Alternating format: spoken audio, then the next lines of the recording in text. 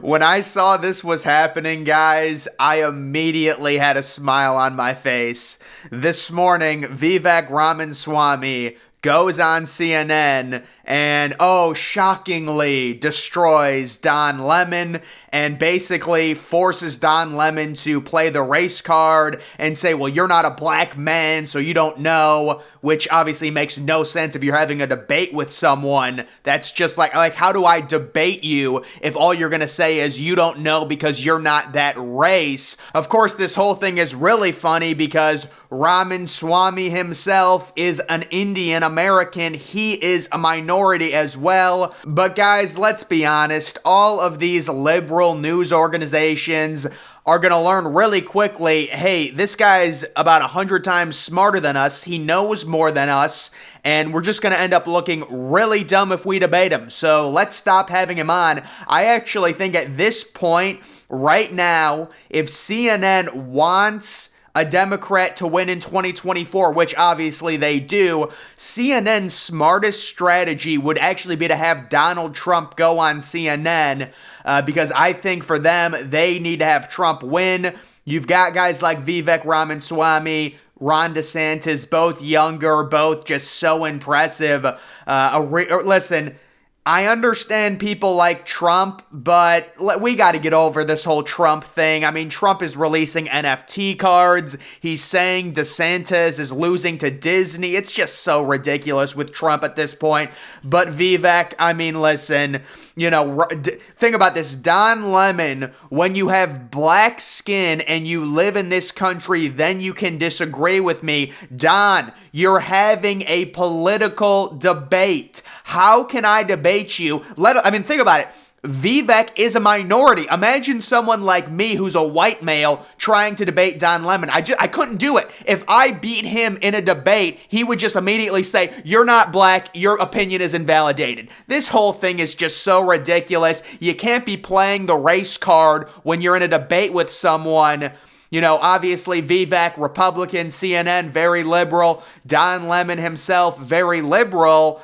You don't get to cry race card the second you lose a debate to somebody who's about 300 times smarter than you. And again, the one thing I want to see, Vivek needs to go on the JRE, Joe Rogan podcast. That's number one. Number two, Vivek Ramaswamy versus Rachel Maddow in a debate. Number three, Vivek versus Joe Biden. And I think they would charge Ramaswamy with elderly abuse because he would destroy him so badly in a debate like that. But yeah, this is just typical stuff we see. And imagine this debate if Vivek brought up Chicago. Vivek went very easy on Don Lemon in this debate. You guys know what's going on in Chicago. I would love to explain to people what's going on because it is one of the craziest things you will hear. Chicago, inner city Chicago has a horrible crime issue, terrible. And you see video after video on Twitter, on TikTok of people stealing $500, $600 worth of stuff, walking out, nothing happens to them. So 4 Walmarts, close in and around Chicago. I don't know if people realize how crazy that is. 4 Walmart supercenters, okay? The residents of Chicago and the leaders of the cities where the Walmarts left, they blame Walmart. I promise you, Walmart is losing a ton of money by leaving 4 stores, which they bought and paid for and set up. They don't want to leave them. They're forced to leave them because of all the crime and people walking in stealing things and the police not doing anything about it because for the cops, it's a no-win situation. Ever since the BLM riots, the police have been completely alienated in those minority communities, and it's not worth it. It's a no-win situation. So you arrest somebody for stealing $600 worth of merchandise. They claim you're racist or you do something. It's just a terrible situation. So that all happens, right? You've got Lori Lightfoot. She gets voted out. Everyone on Twitter celebrates, oh my God, they finally got her out. Chicago might get fixed. But get this, the new person they elected is more left than Lori Lightfoot was. So they're even softer on crime. And obvious, like this is a situation I need Democrats to explain this to me. When you defund the police, that is only helping criminals. I keep seeing these white liberals who say the police are racist, we want to defund them. If you are a law-abiding citizen, why would you want less police? It does not help you in any form. Yes, I understand if you're a criminal and you want to rob places, yes, defund the police are racist, they're terrible, because you might get caught and you might go to prison. But if you're someone that's a law-abiding citizen, why would you want to defund the police? You're going to have anarchy like what's going on in Portland, Oregon right now, where it's a complete shithole and basically Antifa's running the city. It's just a total joke. And then they're trying to say Walmart is racist. Walmart needs to make money. Okay, they need to make a profit. If they're getting thousands of dollars worth of merchandise being stolen out of their stores, eventually they're just going to have to cut their losses and leave. And that's how bad it's gotten. If you're not, like, the only way to solve mass crime is to get really strict. Now, in the long run, overall, ideally over multiple years, it's getting people out of poverty. Yes, I agree. That's the long-term solution to solving mass crime. The short-term solution is to get really strict and say, listen, if you're going to come into this store and you're going to steal $500 worth of crap, you're going to jail, right? That is the short, and they're not doing that. They've actually gone more away from that now after Lightfoot. So Lightfoot, everyone's like, she's terrible. They've brought in someone who's even worse and who's even softer on crime. Think about this. You eat 1 pound of chocolate every day. You go to the doctors. Your doctor says, hey, buddy, you're eating 1 pound of chocolate a day. If you keep doing this, you will die. And then you get home from the doctors and you start eating 2 pounds of chocolate every day instead of 1. That's what Chicago did. They had a horrible crime issue and they elected someone who's somehow even softer on crime. It blows my mind. The solution to stopping crime is not making it easier to commit more crime. That's what they're doing in Chicago. I don't understand what is going on there. And people are like, how do 4 Walmarts close all within the same area? I mean, those Walmarts must be losing thousands of dollars daily, right? Because you're not seeing 4 Walmarts close in suburban areas, right? This is not some type of coincidence. Oh, they're just losing money. No, they're getting ransacked. We've also got this. Oh, this is real rich. Chinese app TikTok to remove climate change denial videos and direct users to real authoritative information. Oh my goodness. How you want to talk about the biggest oxymoron in human history? We get all these liberal people schooling us on how bad America is and our CO2 emissions. They don't mention at all that China emits double the United States. So if you actually want to solve the problem, you can't fly to Shanghai. It would cause too many emissions. Go row a boat across the Pacific Ocean. Talk to China because they emit double the CO2 emissions America does. And then China on their little Chinese app where they steal all of our data says, you know what? No, we like the whole climate change narrative because we can control people and force them to use public transportation, which is just a horrible idea. The idea that you would surrender your car, which is a great thing in terms of freedom. It allows us to travel places, things like that. But no, you need to surrender your car or pay more money for an electric car in the name of climate change in America as China continues to emit an absurd amount of CO2 emissions, and no liberal wants to talk about that. Oh, it's amazing. And now we get the app saying it. And guys, yes, I do, support the ban of TikTok.